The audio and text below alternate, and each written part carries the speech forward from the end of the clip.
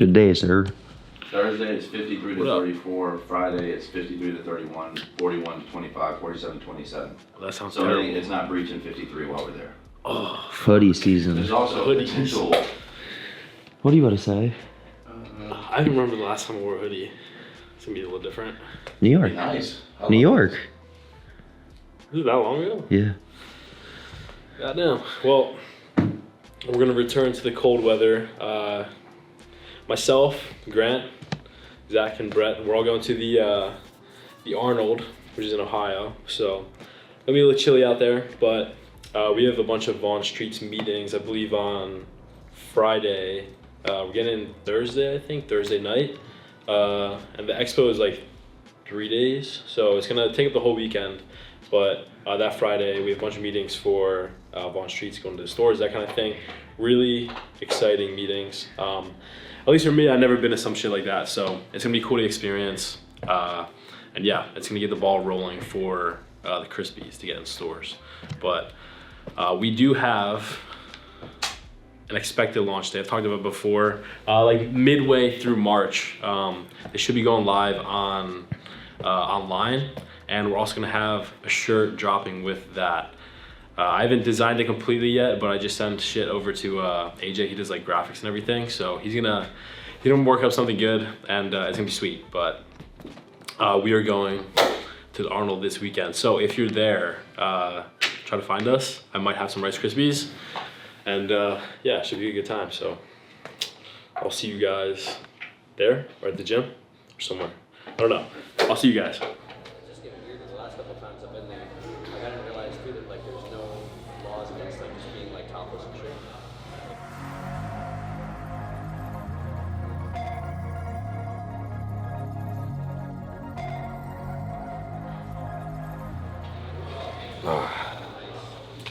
All right, welcome back.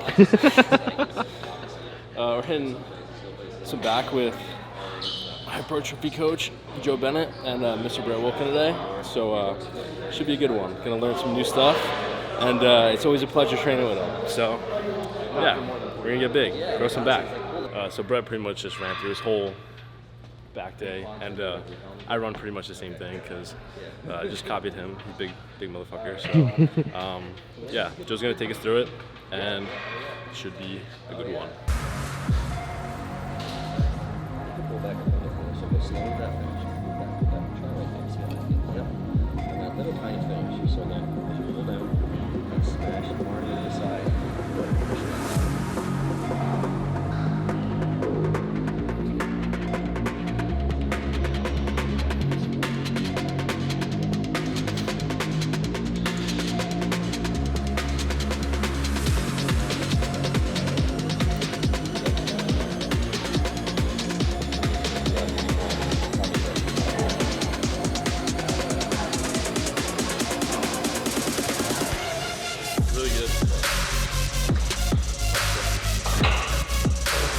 This is actually a nice one to start with. So how we picked this one is I told Brett I would like to start with a single arm pull down. And again, especially if you're bigger, like basically the broad, you don't even have to obviously be Brett size, but if you have broad clavicles, single arm tends to work a little bit better. It can be a little bit more joint friendly, but helps people like hit the lats. Like lats can be a little bit trickier because there's a lot of stuff that moves your shoulder. So even though I'm telling him kind of a good spot to finish, and I want him to feel, and you know, anytime you're going through a range of motion, make sure you're using your muscles. So again, if he's pulling down at the end, you know, you just don't want to fly through there. You want to make sure you can track. But if I had to say the most important part of this machine or the range of motion is that stretch. So he was already just doing a little pause there. So again, if you guys are watching at home, where most people mess up doing this is they're just gonna bounce out of that range. So if there's an opportunity where, yeah, the whole range of motion is important, but the stretch that you get here, you're not gonna get that on a row, right? So a row doesn't fully stretch your lat. You have to bring your arm up here somewhere. So when you go up there, again, make sure you're using your lat, don't bounce. If there was some place I'd almost say it's probably good for almost everyone to just pause for a second, make sure it's lat, not momentum, and make sure you're getting the most benefit of this exercise, because you're gonna get this position in a ton of spots. Every single row is gonna get somewhere around here, but not every exercise is gonna get that stretch. See where his shoulder joint is? Everything stays perfectly lined up.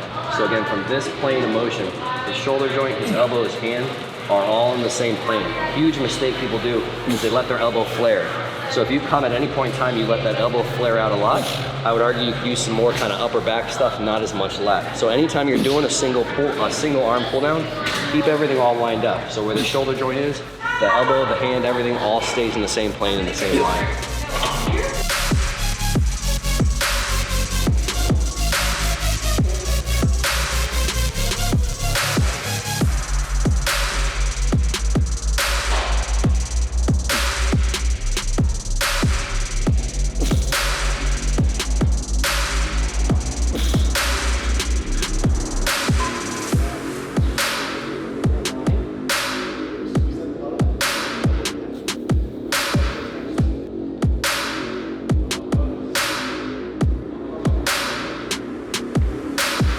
A quick tip for you guys on the pull downs, like this is the good and the bad about working out with these guys that already have pretty damn good form, is I'm gonna give them little stuff.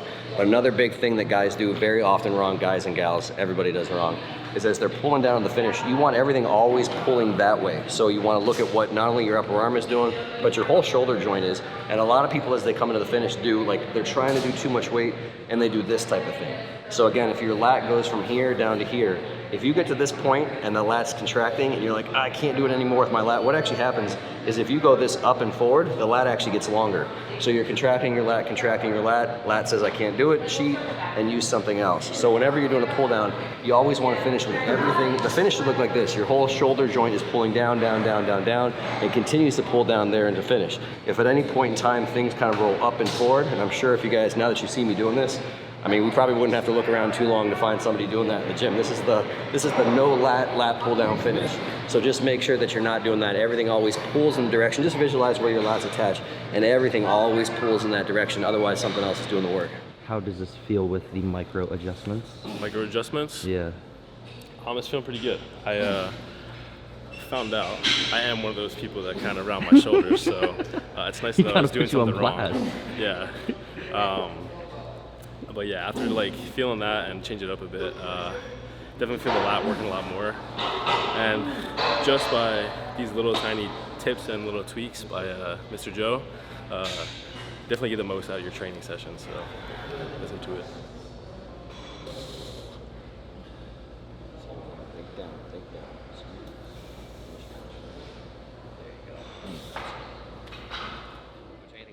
It seems obvious, but it's not. Is he's using the thigh pad, he's using the pad here. So when you're doing a pull down, when you're doing back stuff, you want everything else not moving. You don't want like basically weak links in the chain or where you're leaking out force or whatever. Because if he's pulling down, when he pulls down, the first thing that happens is he pulls off the pad or his butt lifts up or anything like that. That's force that's not getting to his lat, it's going somewhere else. So you'll see guys, especially when you use a lot of weight and they know what they want to do, he's smashing his thigh into here, he's not coming off of that pad. So on pull downs particularly, use the thigh pads, use the chest pad if it has it, and make sure your body's not moving. The only thing that should be moving is obviously his shoulder joint, his shoulder blade, getting his lat, doing a lot of work, not a whole lot of other stuff involved.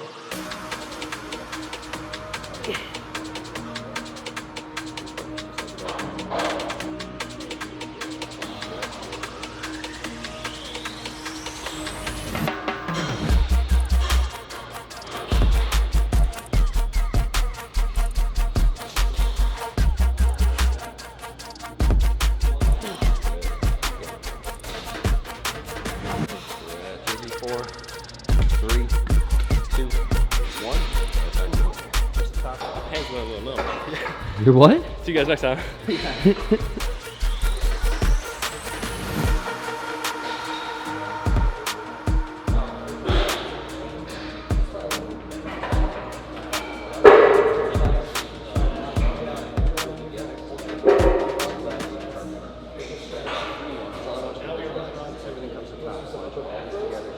People get too caught up on how they're attached to the machine. So you get people that think about their hands. They think about their hands have to come to a certain height, and that gets to the point where you might not, you can literally do this motion like this. So you can turn it into a bicep motion. Even if your upper arm's moving, you can turn it into a bicep and rear delt motion. But if your shoulder blades aren't moving, then it's not really that much of an upper back motion. So the thing I was cueing Brett on, is just to think about that as much as possible. Yeah, at the end of the day, obviously, you can't move your shoulder blades without having to hang on to something basically, but basically you want to focus on the shoulder blades and just let everything else come along for the ride. So the visual I was having, and hopefully you think about whatever helps, but let everything stretch and open up. So visualize everything shoulder to shoulder stretch. And I say let it go as far as it can. So this is shoulder blades coming forward, shoulder blades protracting, whatever you want to call it. Get as much of a stretch as you can. And as you come to the top, pull them back as far as you can too. So again, when we're training lats, we're thinking kind of ending here because that's where the lats go. When we're thinking upper back, drive your elbows as far back as you can. The further you get your upper arm, the more your rear delt's gonna contract and the more your shoulder blades can pull together. So however that helps you visualize, for me, I always just kind of think like open and close. I visualize my entire upper back opening up, and then I visualize all of it pulling together. Like I said, this isn't really something where you have to isolate a single muscle group. Basically, you want everything from shoulder to shoulder, rear delt to rear delt, all kind of working together.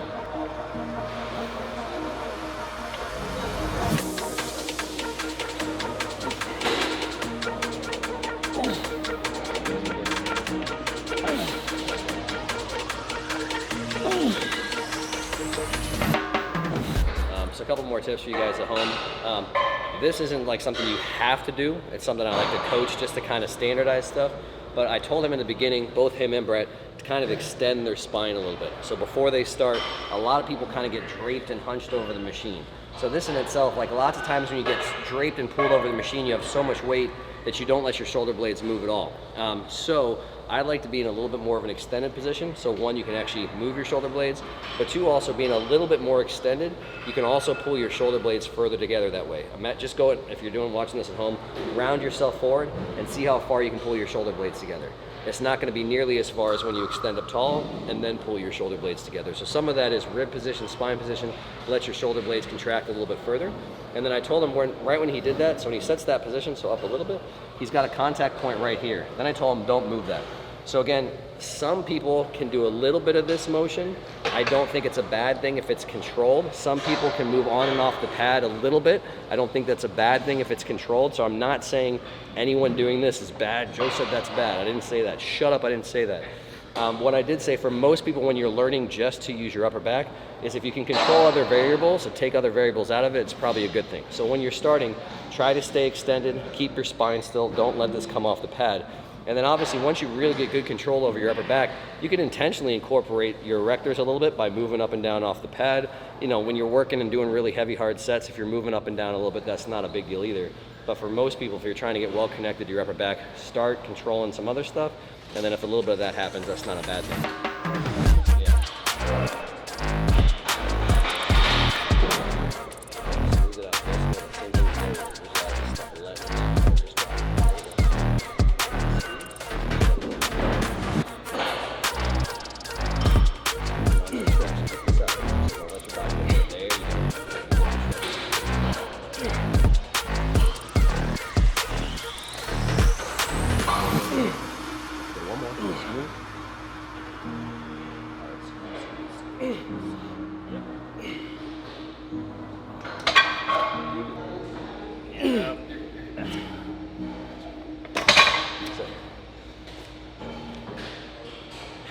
All right, so we kind of just burnt out on the T-bar rows. We did, I don't know, dropped away a little bit, went to failure. We did like just straight up back extension. Did you see it? Did you get a clip of it? Yeah. So just did like extensions. It fries the whole back, and yeah, it cooked it nicely at the end. Instead of, you know, somewhere between pure row and kind of like a high row type thing. And then for the finish, I'm gonna have you kind of have that same feeling. It's not gonna be down like we did with the pull down, but actually have you feel like more like kind of like smush your tricep into your lat as the end. So again, because we already got all the way back here for upper back, I'm not concerned how far back you can go. I'm literally concerned about you pulling from here, tucking right in at your side. And like a cool cue on this one is actually think the whole time about driving your upper arm down from the start, and that'll keep it a lot more lat, a lot less upper back. And again, until you finish with that tricep right into your lat. So I'll help you get them up because it's a little bit tough to break up. So like your goal is to have it heavier in the start position. But from here, drive everything down, pull right in at the side. So that should be about the end right there.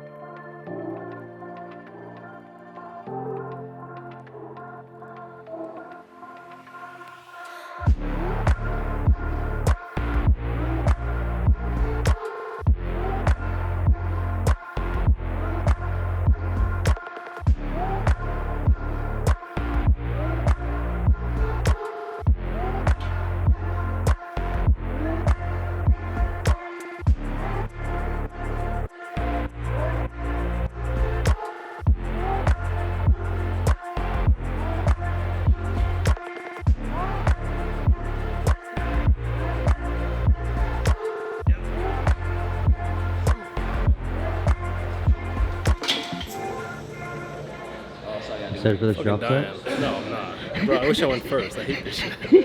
I'm literally watching him suffer, and I have to go through that in like a minute or two.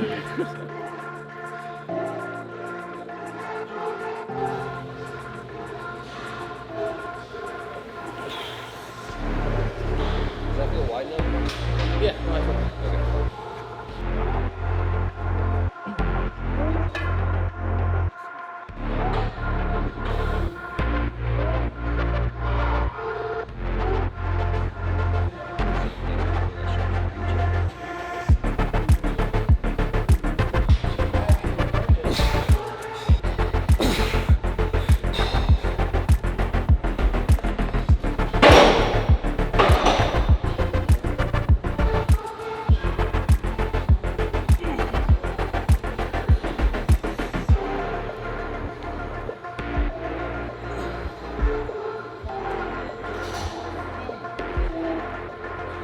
Okay. Less track. Sink it down, sink it down, sink it down.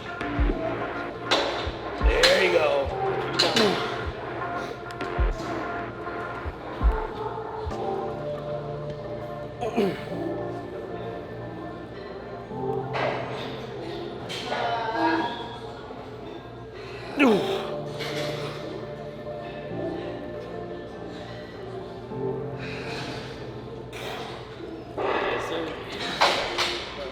So as soon as, that's the end and you can't get any further, then just bend the elbows a little bit.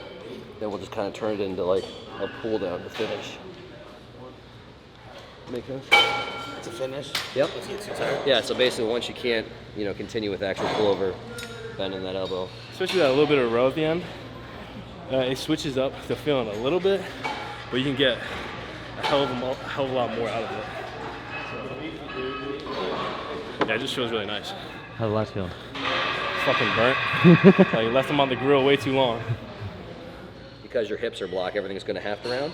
But by kind of overdoing it, you'll get even a little bit more rounding from that. So that's what we want here, as much rounding as we can, and then as much extension as we can on the way up. So as you're coming down, kind of feel like you're tucking, pulling this way, put your hands down, whatever, because I'm going to have you hold the barbell eventually, and then extend up as far as you can possibly come up.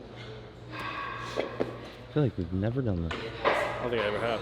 Maybe like a little bit on prep, just to get a little definition, but I remember there was one point Kyle was telling me, like, you really got to focus on the glutes, like, get them striated, nice and dicey. Had me doing this for a little bit. I did it for like 2 or 3 sessions. I was like, no, I'm not doing it. Nah, bro. And again, when you're going there, go to the bottom again. I feel like you're almost pulling your chest this way. So you round even a little bit more, not the other way. Chest, that way. When you're at the bottom. Round, round, round. There we go. Keep going. There you go, right there. Extend chest up a little bit more to finish. There we go. Slow round. Stretch. Kind of pull that way. Extend, extend, extend. Squeeze. Slow. Slow. Squeeze, squeeze. Slow. Squeeze, squeeze, squeeze. Chest up, chest up, chest up. There we go. 2 more. Good. Round, round, round, round, round. Good. There's a little bit more to it, but for an easy setup, to make it more low back, put the pad higher. So if you want to know where your hip crease is, so when you actually bend at your hip, that is your hip crease. You want to make sure this part of the pad is above your hip crease. So if it's above your hip crease, you won't be able to hip flex and extend as much. So all the motion is going to have to come more from your spine, which is what we want. All your low back erectors is going to be for spinal flexion and spinal extension, controlling flexion, concentrically going into the extension. And then from there, it's just visualizing that as much as possible. Some people say, is that good, is it bad? If your body has a range of motion, if you can load it slowly, progressively, and intelligently, you should train every joint in your body through its full range of motion, in my opinion. So you're trying to see basically how much can you round at the bottom, and then starting from there, just extending all the way as you come from the top, all the way finishing with chest tall. So it's not just the lumbar part of your erectors that are doing the work, working all the way basically up through the parts that even extend your rib cage a little bit as well too. And then like I said, I do think it is safe to say you warrant a little bit more control when you're doing your spine or training anything around your spine, especially if you haven't done these before. So start with body weight, start very, very slow. Most of the time when anyone hurts themselves on these, they're going way too fast, or they just hop right into a weight they've never used before. So start with body weight, master that form, and then literally like 10 pounds at a time, go up workout to workout. So don't go from doing body weight to grabbing a 50, start with literally hold a 10, hold a 20, hold a 30, you're in no rush, and just make sure you can really control stuff, no bouncing, none of that stuff. Because again, the same stuff that gets you injured elsewhere could get you injured, and obviously your spine may be a little bit more serious than maybe a knee or a wrist or something like that.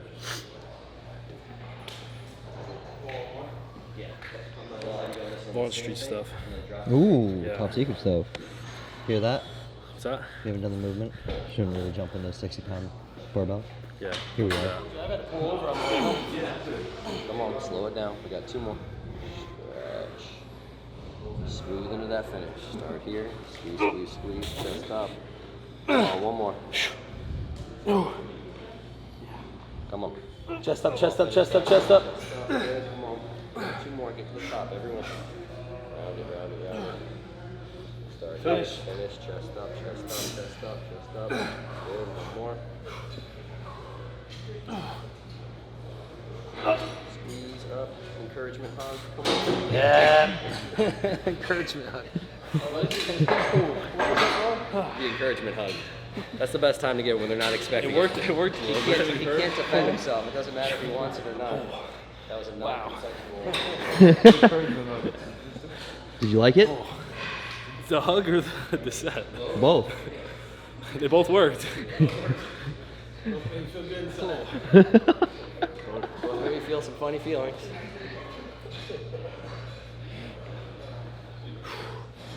Wow. Oh, that's nice and pumped. What a pull, Brett. Just contemplating life. Nice lower back pump. Just a little. A little bit. Little pump. I thought it was bad yesterday for legs.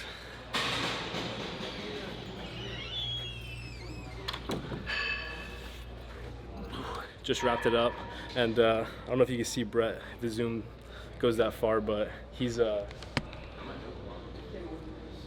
out on the floor over there. So that's pretty much how I feel right now. My back's fried. Joe, he has his like own little twist on everything, and completely fried my back. I'm feeling really good right now, but I definitely need a nap after this. So yeah, great back day, great training with both of them, and we're fucking growing, so it's a good thing. It's always a pleasure, so Yeah, for sure. I appreciate you making the trip.